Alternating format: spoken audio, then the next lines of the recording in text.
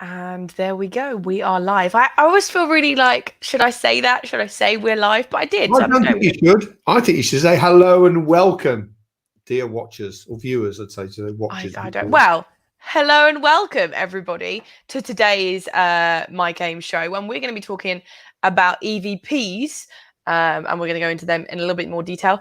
But today we are returned to the man himself, Big Mike, who we dragged away from the golf course. How you doing, Big Mike? If I was any better, I'd be twins. Oh, it's your favourite saying, that isn't it? No, seriously, I'm breaking up for a golf holiday tomorrow. Well, today actually is my last day, so that's pretty good with Mrs. Ames. We're going to Devon, so that's all pretty good. And I'm really pumped up about this particular Mike Ames Show edition because I think it's very topical. It's got zeitgeist, but it's something I believe passionately in. I don't care whether it's a candidate-driven market or not. I think this EVP is important. I really do think it is. Yeah, massively so. I mean, that's sort of, normally at this point, I would say to everybody, why are we talking about this, Mike? But I think we all pretty much know why, it's so important to be an attractive employer right now. But can you just explain to me why EVPs are just so important? And just give me a brief what it stands for and why it's so important. Employee value proposition, which is basically presenting what you've got to offer, whatever that might be, in an attractive way, so that when people look at your business or your opportunity, or you come for an interview or whatever, you make them an offer. They say, yes, I want to go there because I've seen this and it's really attractive. That's what it is. And the reason it's important is that in a candidate-driven market that we're in at the moment, they have a lot of choice, quite frankly. And so there are three things that you need to do, really. The first one is size up your EVP, get it shaped up and ready to go. The second thing is you need to promote the contents of your EVP online, which we're not going to talk about today, but you're going to pick up later, I think. And the third thing is to dramatically shorten and compress the hiring process and persuade your clients to do that, because you cannot sit on a CV for 10 days. And then after an interview, decide and then second interview and no, got to do it quickly. So EVP is at the base of that, really. Okay, so we are going to go into in just a second what people can do, but just for everybody watching in there, just let us know in the comments, are you finding it easy or are you finding it hard to find candidates? That's either for your own company if you're hiring within, or as a recruiter if you're hiring for other people. Please let us know in the comments, is it easy or is it hard out there? Okay, Mike, so EVPs, what can people do to make themselves seem more attractive to candidates? Okay, well, actually, someone put a comment in the promo for this show today that he worked at a brewery once and they just gave people free beer. And I know that's a bit of a joke, really, but what they did was took what they had and made it available to people. And that's the essence of it, is to take what you can and present it in the right way and think it through. Think it through as a three-dimensional thing, not just, oh, look, there's the salary, there's your bonus structure, here's your holiday entitlement. Oh, and we have, a summer party or something. You've got to do more than that. Now, we've encapsulated the EVP into 7 components. If there are any that we've missed out or you think you could add in there, please put them in the comments. The more, the merrier. But I've been a fierce advocate of EVPs even before they were called EVPs. And I think one of the reasons that I was successful in both my companies, I suppose, was that we didn't find it that difficult to attract the right people. And we didn't find it that difficult because we had a strong EVP. So I'm going to talk about that now. Now, we've got 7 of them, but we're only going to show, we're going to talk in 3 of them in depth, aren't we? Yeah, because we want to focus on, we don't want to be a jack of all trades. We want to kind of really focus in on what you think are the most important, Mike. We have had some answers to the question. So is it difficult out there? Martin says it's a bloody nightmare, which I like. That's nice. Comment, Martin, yeah, fair comment. Yeah, nice to think. Nick has got an interesting thing. So she's finding it easy for the graduate level. That's still rolling out. But the more, when you get into more experienced people, it's a lot harder to do. I think interestingly on that one as well, just going back to Nikki, I think it depends what sector you're in. I know in recruitment, it's hard to get graduates. So I think it depends sector to sector. Well, that brings us to Caroline's comment, I'm sure. So Steve's saying it's very hard to recruit. So they've put an EVP P for recruiting for consultants. So Yeah, sure. yeah. It is hard, and you need a really good 3-dimensional EVP, which is going to attract people in the first place. And then when they get to the interview and you say, would you like to come to us? They think, yeah, because there's a lot there for me. I can dig that. So shall we head over? I think we should. So, I don't like this. It's not all about me now because I'm all the way over here. Yeah, I know. Anyway, so we're going to run through the first 4 very, very quickly. Not that they're not important, they are, but I just want to spend time on the last 3. Right. So obviously, number 1 that crops up usually in the first 2 when you go out and do research on this is that remuneration package. The only thing I wanted to add to this, obviously, you've got to pay the market rates. Goes without saying. I think this is a false timer at the moment. I don't think it's going to be like this forever. I spoke to someone yesterday who was offered someone 25 grand basic for a particular role, and he said he thought that was pushing it a bit. The lad came back and said, well, I've got an offer of 40 grand basic. Can you match that? He said, no, well, I'm going over there. Then it's not worth it. So in 6 months' time, that company will have somebody there paying 40 grand to who's not worth it. So I don't think I'd pay too much now, really. You have to pay the going rates, but you can be quite creative around the remuneration package.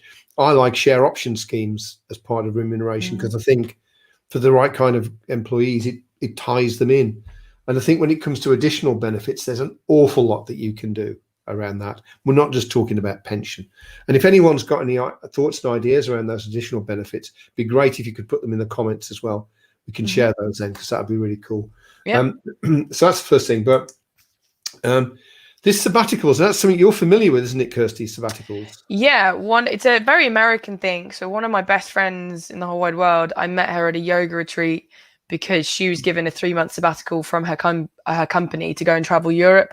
And it's a very common thing. So she's the same age as me, early 30s, and she'd been working for them for a long time. And she just was not feeling burnt out, but needed a rest. And so she was actively encouraged to take 3 months off, go and explore, get that out of her system, come back refreshed and ready to go, really. And it worked really well for her. Well, I know 1 or 2 companies that are doing this. It's not widespread, but it's basically every 3 years you can take 3 months off unpaid. I mean, that's basically, I don't think a lot of people would do it anyway, but it's an attractive prospect. It's something you can throw in there. As for holidays, people can achieve as much with 25 days as they can with 20 days, with 30 days. It doesn't really matter. And in some cases, people are offering unlimited holidays now. And I think if your setup is right, yeah, why not? We did that for our senior management team in the mid-90s. Worked really well for us. So yeah, there's no problem there at all. The big thing, working patterns, obviously, we've got used to working from home. And I think this hybrid model at home, in an office, on client site, wherever, I think one has to be a bit more creative. One thing that COVID has shown us is that we can actually work in this way now quite effectively. Yep. Management is important because one of the things that comes out very high on all of the motivators for people, and there's a report you can get, which I'll tell you about at the end, which has got this in droves, is autonomy, i.e. not micromanaging. So you have to manage people and support them and direct them and get all of that. But there's a massive difference between micromanagement and light touch management, and increasingly people want light touch management. So I think that's kind of an important thing to build in there. It's not all about the data, although I like to think it is. And then, do you know what? Actually, this, from my generation, perhaps not quite so much, but this idea of community and charity is very important to a lot of younger people, particularly. Like they feel that the company they work for actually cares about the community that they live in. We had at Crimson, we had the Crimson Foundation, which wasn't, if you remember, Kirsty, but it wasn't it wasn't a registered charity, but we put a percentage of our profits in each year. And then the staff, we delegated to the staff to run it, to apportion it towards different causes. And they would pick charities and things like that, yeah. And they would do fundraisers like sponsored runs and various things, right? And that created a big feeling of community within the firm. But interestingly, here's the other thing.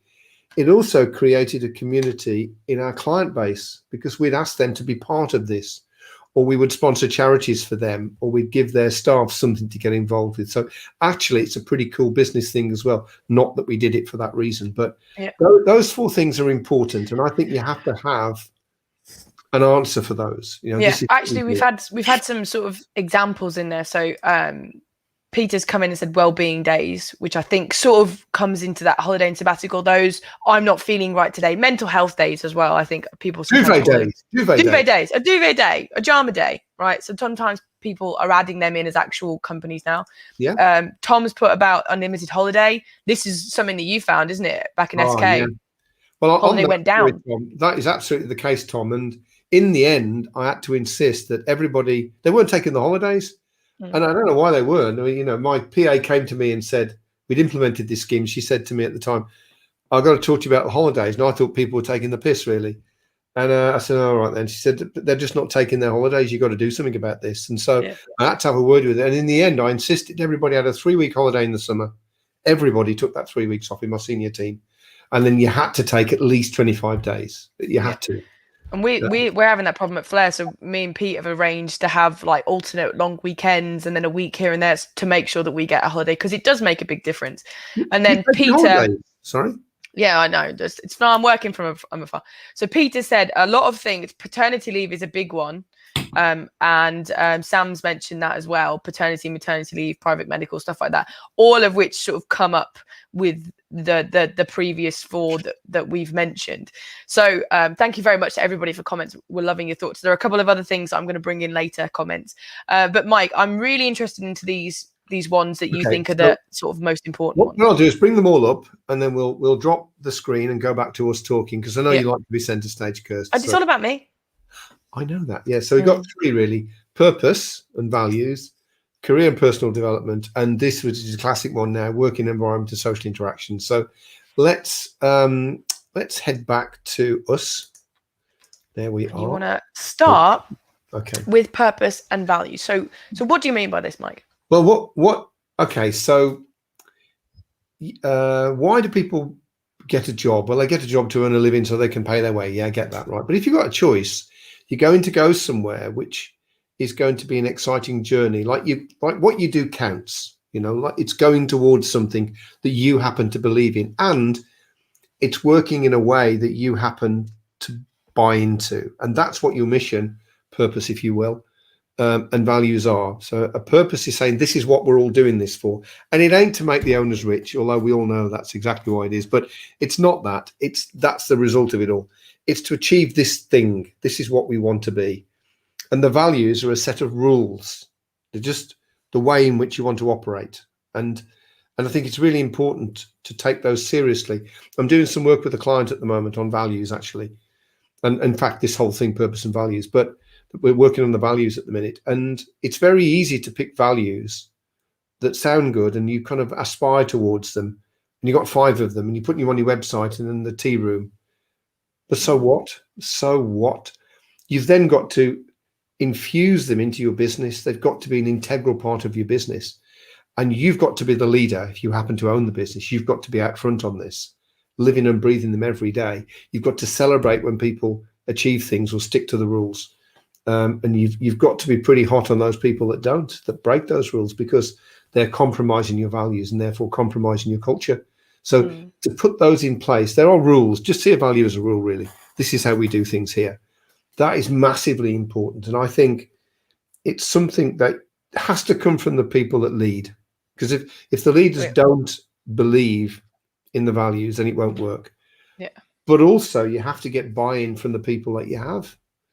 And there has to be a rule, you know, if you don't buy it, if you don't want to do this thing in this way, don't come to us. Yeah, we aren't the best place for you to work. Remember that famous Steve Jobs, John Scully? Oh, do you want to sell fizzy water for the rest of your life, or do you want to change the world? Yeah, sugary water it was. Yeah, so Steve Jobs wanted a CEO, so he went to John Scully, who ran Pepsi, and that's exactly what he said to him. Look, he said, at the end of the day, look, do you want to just sell sugary water for the rest of your career? Come with me and change the world. I mean, what kind of? I mean, I've been out like the Pied Piper behind him, like. Well, you know, in the 90s, when I personally recruited most of the staff, I didn't do it in Crimson. That was done by other people. But when I did it, it was down the pub, and I talked about what we were trying to achieve and how we worked as a business, the style business that we had. Did we have values written down on the wall in the tea room? No, I don't ever believe that we did. I don't think we did. But you could have spoken to anybody in the team about what kind of company we were, and you would have got those values out of them because it was something I believed in, and the mission too. You know, whatever your mission was, and ours sounds pretty lame now, just wanted to be first choice. I wanted to put the fear of God into the competition, which sounds pretty lame, doesn't it, really? But no, but I think sometimes people do think that it should be overcomplicated and it should be this great speech and everything. But sometimes those simple ones that you can really connect to and really remember. And so, you know, if somebody said to you, like, what is it? And you could just rattle it out because it's true and you're doing it. That's a simple aim rather than using flowery language that sounds really cool but actually doesn't really mean it. I'd much rather have a simpler thing. No, it's but you've got to believe it. You've got to want to do it more than anything else. It's the thing that you wanted to be. Like, I honestly wanted to be the first choice supplier for our clients. I wanted my 4 emotions, really. I tell you, 4 emotions into 4 different groups of people. I wanted appreciation of our clients, that they really appreciated what we did for them, because then we'd be first choice. I wanted pride in our employees, so that they would be proud to say they work for Software Knowledge. I wanted desire in our prospects, that they would want what our clients had. And mostly I wanted fear in the competition, so that when they knew that SK was starting to trade at their client sites, they were scared shit because they knew what was coming, right? Yeah. I know I look at it, I'm embarrassed in a sense, but that's what I wanted. Those emotions, I wanted to create them. And you come and work with me and we'll do that. There'll be nowhere better to come and work for. You know, and we had people queuing up to get into that business. It makes a difference. It does make a difference. And I know we have got to move on. So if anybody out there has a really strong purpose or really strong values that they promote within their company, please let us know in the comments. But we are going to go on to point number 2, which was career and personal development. So what exactly do you mean by this? Well, this comes out really high as well, you know, in the research, people like this, I think. But, you know, I think this has always been the case. I remember when I started my career in '82, after I'd graduated, you know, you got a degree, young and keen, up for it, you know, but I wanted a career progression. I'd got a plan. I was going to be a project manager by the time I was 30. God knows why, because I couldn't manage a project. It fell on my head. But you know, that was I had my plan, and I was always looking to develop. I wanted to earn more money, of course, because we got Peter and he was costing me an arm and a leg, basically. Selfish of him, ruined everything. But it was all about learning things and getting better and being promoted. It was a big deal for me, really. And I think it's a big deal for everybody. But nowadays, people won't stand the nonsense as much as they would have done in days gone by. They want it. The only problem is they want it too soon, perhaps. So I was more patient because we knew it took longer. But, you know, there's things that you can do about that. But basically, let me tell you what I mean by that. Right, so you go anywhere, you want to know where you are now. This is where I am. Okay, what's next for me? Well, that's next for you. What have I got to do? Quantifiably, what have I got to do to get that? And that's what we call a competency, which is a mixture of a skill and experience. Right. So if I teach you something, that's a high skill level. But if you've never used it, that's a low experience level. Competency is both. So skill levels you can learn. So you can learn how to chop an onion, but until you've done it 1,000 times, you're not going to be able to do the thing that they do in chef school. Effectively, it is. So, you know, they always say you can't learn to ride a bicycle by reading a book. You can't. You've got to get out there. You can learn the principles of it. So a competency is those 2 things joined together. Well, they're going to need to know their competencies. How good do I need to be at this? How long do I need to have done it before you think that I'm good enough? And what proof do I need to show you that tells you I'm ready to go to the next thing? And if you provide that for people, so each of your roles is defining competencies, so they know exactly what it is then. And woe betide if they do those things and you don't move them on, because they will leave. I think as well, a lot of younger staff, you know, millennials, even my age and below, so I'm a mid-millennial, but a lot of those people aren't getting houses and stuff until much later now, so they can be more fluid. They are living at home, so if they lose their job, they're not going to lose their house. They're going to, you know, not be able to go out for a bit. But whereas they just get a flat, but they're going to they'll just do something. So I do think that people have less pressure on them that would keep them in a role. So that demand for, I want to get better. I'm okay, you know, starting small, but I want to get to this point and I want you to take me there. There is a sort of responsibility of the employer to do so. Our friend Alan Kenny has often said, you need an emotional contract. It's okay. What do you need from me? And then I'll tell you what I need from you. And it's like a kind of 2-way thing. And career development's the same. Okay, what do you want? This is what I can do for you, but how can you work with me? But there are other things around it. Like, I'm surprised at how many companies, biggish companies, don't have a mentoring scheme. Mentoring is free. You're not paying anyone to do it.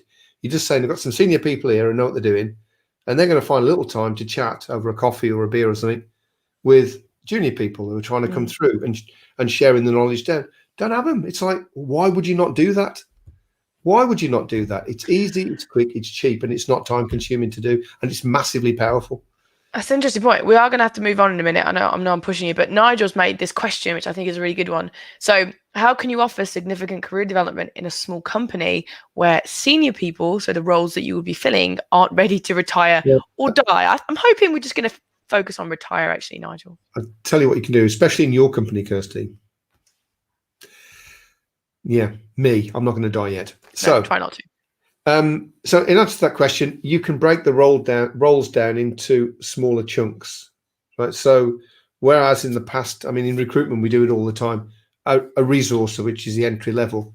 You don't just have a resourcer and then move to a consultant. You have 3 or 4 levels of resourcer. Each of them have got competencies. Each of them have got rewards or privileges of promotion, that kind of thing. And so you can promote people more often. So they think that there is a movement, right? Yeah. But it's a lot slower. Whereas if you've only got so many chunky roles, it can take several years to move up, and they won't wait. You can't do it. It's the same thing though, because what you would say is you can't move. So if you're a resourcer, you can't move to consultant until you've achieved A, B, C, and D. But what happens in this process is when they achieve A, they become a resourcer plus. When they achieve B, they become a resourcer plus plus, and so on and so forth. You've got junior, thing, and then senior. Yeah. So if you've got 3 roles, you can have 9 roles, basically, effectively. Yeah. And I know it's a bit of a ball ache, but it means you can give somebody something which is achievable to do in a shorter space of time. And you've got your competencies, you've got your privileges of performance attached to it as well. So you get something for achieving it, and it works. Okay. All right. Perfect. Thank you for that. And I know, and I'm pushing you on this, Mike, but we're going to move on to the third one, which is the working environment and social interactions. And I know you specifically are a huge advocate of this. This is a big thing for you. Okay, so working environment, it goes obviously with working patterns. The working patterns is where you kind of work, and whether you're on flexi time or what you are really. But working environment is more to do with the place that you work and the tools that you have, and that's really important. But I've included that with social interactions because a working environment, there's a lot of social stuff that happens in a working environment. Chats at the tea room and just talking to people in the office, and of course in the post-COVID world, we've lost a lot of that. And we had a saying back in the day, which you can't use now, can you really? The team that drinks together stays together. I think we've agreed to adapt it, haven't we? It's the team that plays together stays together, I think is how but I know you're very keen on the original. No, because I'm locked in the 1980s. Help me, someone, help me. Well, you can tell by that shirt. Just look at it. Magnum PI. I look a bit like Magnum PI. No, you don't. No. I realised that was a compliment as soon as I said it. I'll take it back. But social interaction. So whereas in the past, a lot of that could be almost, impromptu. I fancy a drink or a coffee or whatever. I think you have to be a bit more planned about it now. Certainly we, in both of my companies, we had set big dues. So we had a big summer ball where we paid for everyone to go to a hotel, usually in the country, that we could wreck. No, we never did. Yes. Trash it big style, yeah. I could tell you a great story about how I got locked out naked on the fire escape once. Anyway, that's a really good story. In the snow as well, by the way.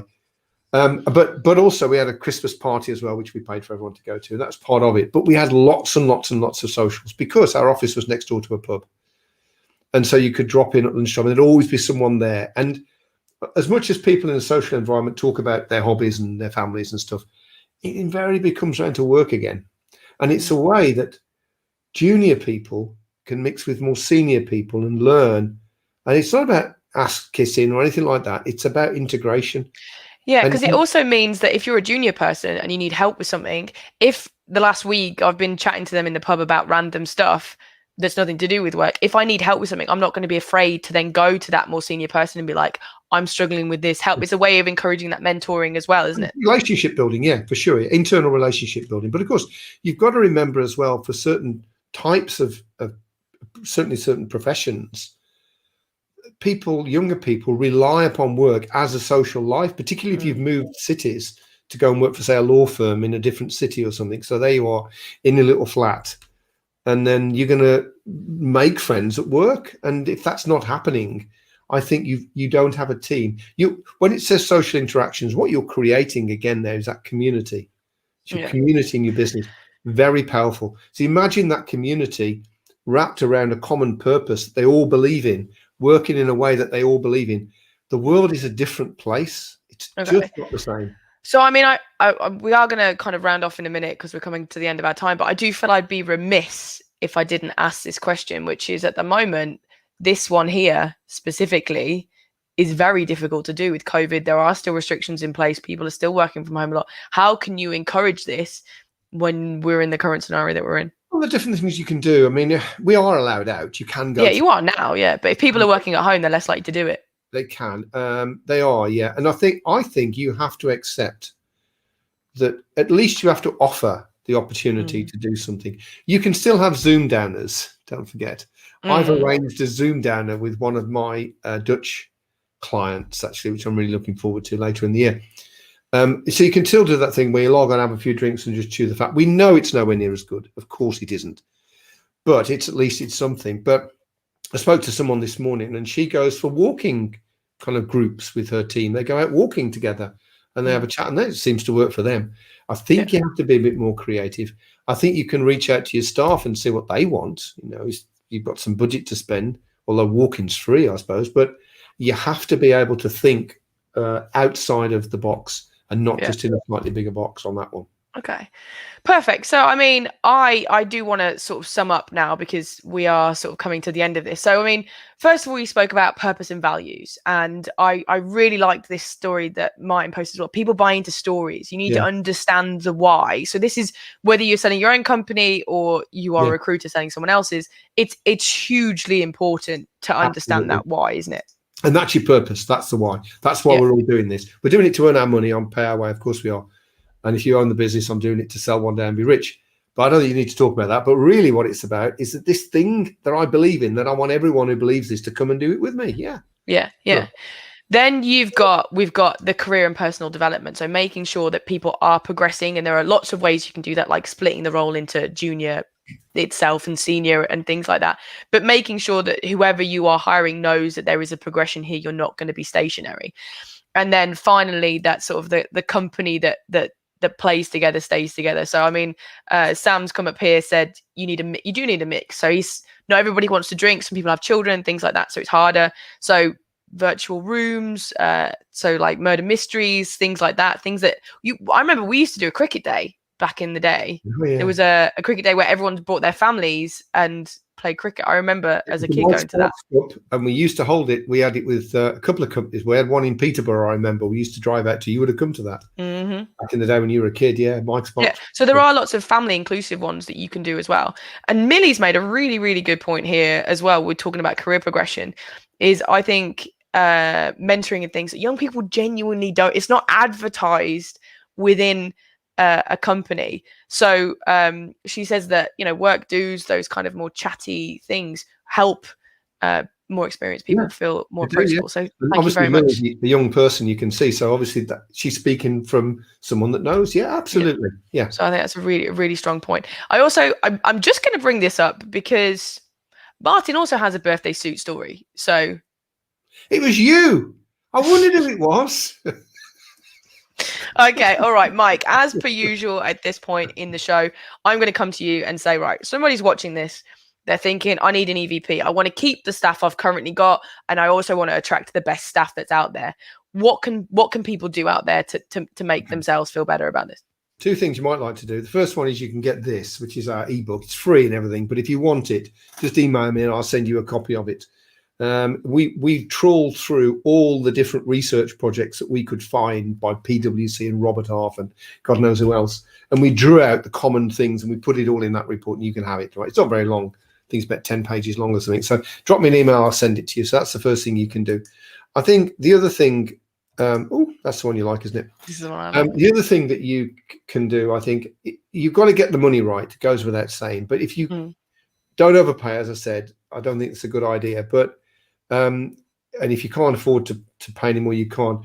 But I would certainly go for the mission and the values. Try and define what they are. Get them that you believe in them, that you can, as Martin Drake said, that you can tell the story. You can encapsulate it in something that you don't need it on a wall. You don't need to kind of think, well, what's that? You could just comes out of your pores, because that will attract people. They'll buy into that. And then if everything else is normal, they'll go for it. Honestly, definitely. Okay. The other thing is, I know what you're going to talk about next week as well. Don't hide your light under a bushel. Make sure you put out there the stuff that you've got, and attract people online. It does actually link closely to what Peter's put here as the biggest and most important word for employers is perception, how they're viewed, what does the market think? And that leads very nicely into what we are going to be speaking about next week, actually, because it's going to be Pete on the show, and we're going to be talking about content, because a lot of content is, people tend to think about clients and things like that, but there's a lot you can do to make yourself seem attractive to others, and some of that does include the content you put out for your clients, without a doubt. But we are going to be talking about that with Pedro. You have to communicate now online your mission and your values and some of the parts of the EVP, because people look now. So it doesn't matter what the agent tells them, or the recruitment company, or what they see on the advert that they respond to. They're going to look, and if what they see doesn't support what they're being told, that's not good. Definitely. So that should be a good one. Perfect. Okay. Well, I think we're pretty much done. Thank you to everybody who has been watching, and thank you to everybody who's put the comments in. You always add a lot of value to us when you do that. And Mike always likes to be challenged. It's good for him. It's good for him occasionally to have those kind of challenges. So bring them on. Thank you to you, Big Mike. You were spectacular as always. Yes. I'd like to be called Tom Selleck from now on. Okay. See you next week, guys.